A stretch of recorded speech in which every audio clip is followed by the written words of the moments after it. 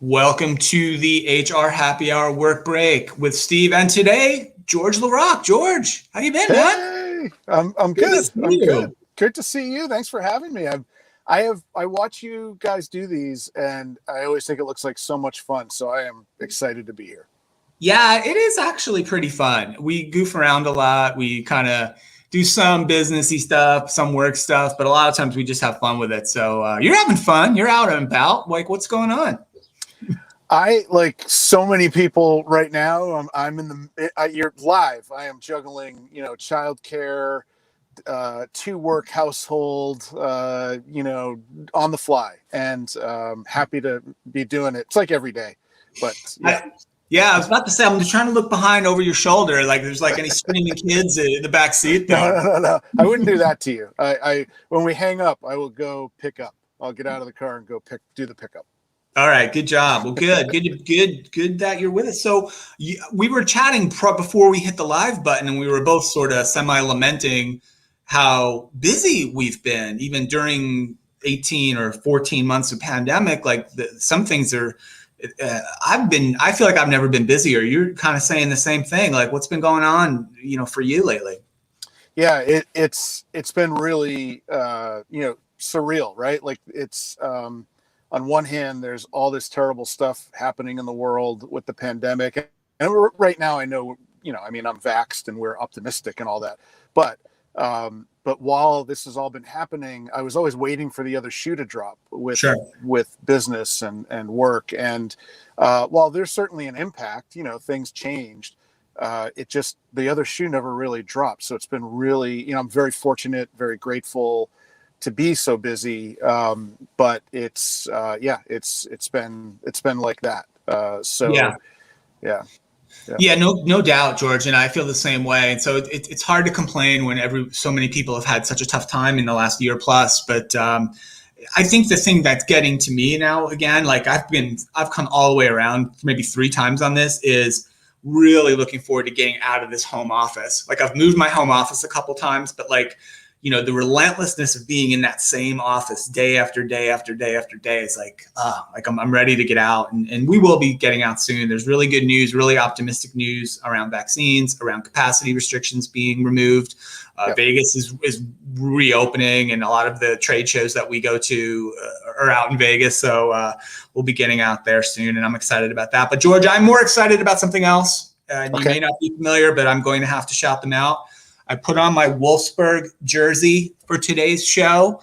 VfL Wolfsburg, George, in the Bundesliga, if you're not familiar, clinched over the weekend, a spot in next year's Champions League. Wolfsburg clinched 4th place in the Bundesliga, which is okay. We didn't win the Bundesliga, but came in 4th, which means Champions League football next season for Wolfsburg. And I cannot tell you how excited I am. So go Wolves. There you go. Good for you. And is that the team that has the American phenom playing on it? I wouldn't call him a phenom. They do have an American who plays in central defense, John Anthony Brooks, who's an outstanding player. I think he might be dual citizenship, German and American, but he has played for the American national team in the past. But no, there are quite a few young American players in the Bundesliga, which was really, really exciting, and actually bodes really well, I think, for the U.S. men's national team in the future, right? Because the U.S. women's national team is awesome, right? They win all the time. They win the Olympics. They win the World Cup. Yeah. They're great. And the men's national team kind of stinks. Like we haven't been any good in a while. And but there's a lot of young American male players playing in some of the top European leagues, including the Premier League, as well as in the Bundesliga, as well as in Italy. So it's exciting. And and one last soccer note, my other team, my real team, Liverpool, who I've been rooting for 25 years, had a miraculous victory yesterday. Okay, I'll set the scene for you, George. I can tell you're not as a big European soccer fan as myself. 1-1, 90 minutes plus. We're in extra time. Last kick of the game, Liverpool wins a corner kick, right? It's going to definitely be the last kick of the game.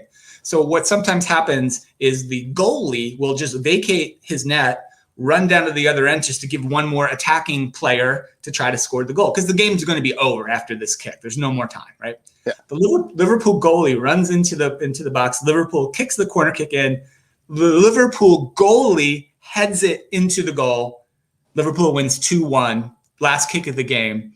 That's amazing. It was incredible. Only the 6th time in Premier League history that a goalkeeper scored a goal. I'm surprised it was even 6 times. So that's your update. You can catch all of this on my other podcast, Soccer Daily. I had to do it. See, Trish wasn't here, so I could do like 3 minutes on soccer. So George, are you one of those dads? Are you one of those sports dads? Are you running around to sports games and activities and doing all that like with the kids? Yeah. But it used to be a little crazier than it is now, but 3 kids and they have one sport and they're sort of overlapping a little bit. So it's not that crazy. So, but yes, volleyball for the oldest, tennis for the middle, and softball for the youngest, which is it's like t-ball softball a couple nights a week. But I enjoy it. I love watching them play. And sometimes, I love the tennis because it's inside. We don't get to watch now. Soon we'll be able to go back in. But, back when they were doing soccer, it was like they play soccer, rain or shine. They don't stop soccer. And I remember thinking like, there's 7. Why are we out here? But I do enjoy it.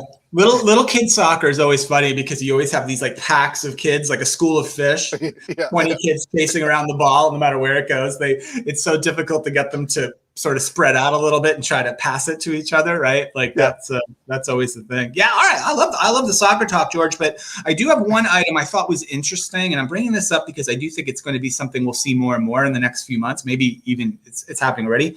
George, Delta Airlines, which is my preferred airline. Okay. Shout out Delta, Diamond Medallion. Now requiring all new hires be vaccinated against COVID-19, requiring it, which I thought was interesting because they're not requiring all the existing employees get vaccinated. They're encouraging it. But from this point forward, according to the Delta CEO, was interviewed last week, requiring it. And I wonder if that's going to be kind of a thing like we're going to start asking for in job applications. I don't know. Like I've not heard of that yet, but obviously Delta is going to ask about it if they're requiring it. So I don't know. Have you heard anything about that? Like companies like requiring it or asking about it on new hires? Yeah. I mean, it's been more of a theoretical question, right? And that's been coming up. There was one restaurant employee in New York City who a few months ago or a month ago was fired and sued because she didn't want to get vaxxed. Yeah, she didn't want to get vaccinated. So I'm personally I'm all for it. I think when it comes to safety in the workplace, and I'm good with that. That they have a workplace that is dealing with the public for the most part, or large part, I should say. So I'm good with it. We're hiring a babysitter right now. Got to be vaccinated. Really? Got to be vaccinated. Yeah. Well, that makes sense. I think that makes sense. Sure. And there's a whole nother story for another day. Maybe we can talk about it later in the week. Because George, you're gonna be hanging out with me all week on the Work Break show, Monday, Wednesday, Friday, right? That's right. Maybe we can dig into a little more on one of the later shows. One last thing, one quick update. People are following the saga here of what's going on in North Carolina. Still, for me, I was not able to get gas this weekend. I tried on Saturday and on Sunday. And I didn't drive all over Creation because I want to sort of conserve the little bit of gas that I have. Not able to get gas. Did the gas thing shortage impact you guys where you're at, George? You're in the Northeast, I think, right? I'm in the North. Yeah, we're in New Jersey, and the graphics that they show of that pipeline go into like mid-northern New Jersey. But I was curious, but we haven't had any issues. Maybe we're sort of because we're at the end of it, we have enough coming in from other places. Yes, but haven't. I'm not too worried yet. I'm not. Well, I do have to go to the airport on Friday. I have enough gas to get there. I'm not sure I have enough to get back, but I guess I'll deal with that whenever I return. All right, this has been fun stuff, George. I want you to get back to dad duty, dad shuttle, dad taxi, whatever you've got going on today. Right. We'll catch you back here on Wednesday at noonish or so, and we'll like have some more fun. All right. Yeah. Thanks, George. Thanks, everybody, for listening. Everybody. We'll see you on Wednesday.